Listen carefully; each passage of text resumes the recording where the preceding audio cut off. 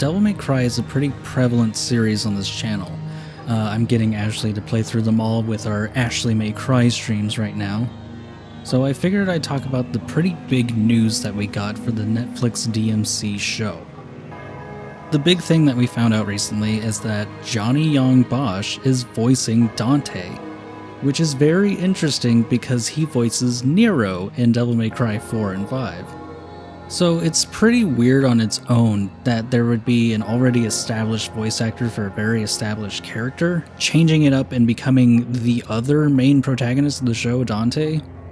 But what makes this news very interesting and worth talking about is that Johnny Yong Bosch himself has mentioned on social media that there is a reason that he is specifically voicing Dante. So I wanted to just kind of make this quick video about what the possible reasons there could be.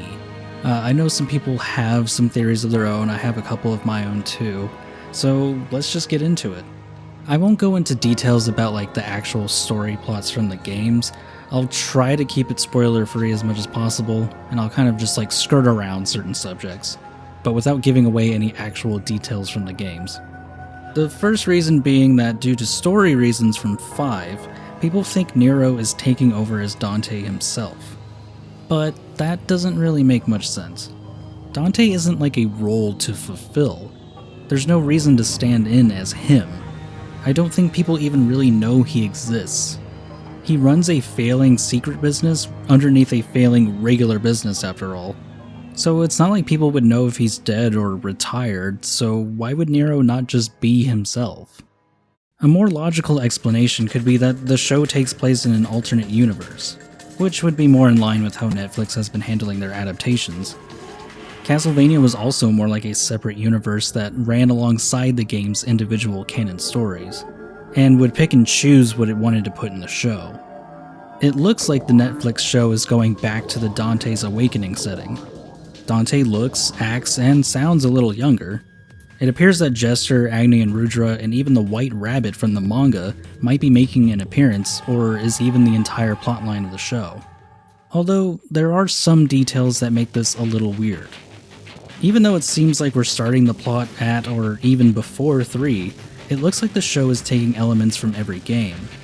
Obviously there are the additions from 3 as mentioned before, but there is what appears to be the electric bat enemy from 1, Dante's look from 5, and most interestingly, the amulet looks more like the one from the reboot.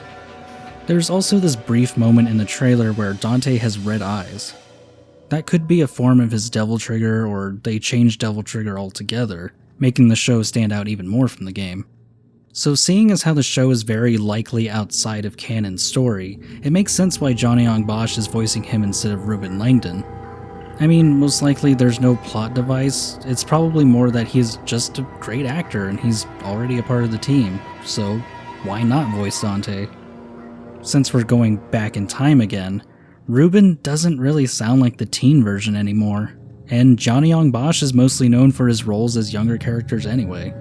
So it's probably a production reason rather than a story-related thing. Although, I think it would be pretty cool if the show was literally a story that Nero is telling. Maybe he settles down with Kyrie, and they have a kid, and he tells them stories about Dante. And he adds extra details or gets them wrong because he wasn't actually there. Who knows? I have a feeling Johnny Yong Bosch saying, "there's a reason," is just him trying to drum up conversation for the show. Which is fine, because it's gonna be a while until April.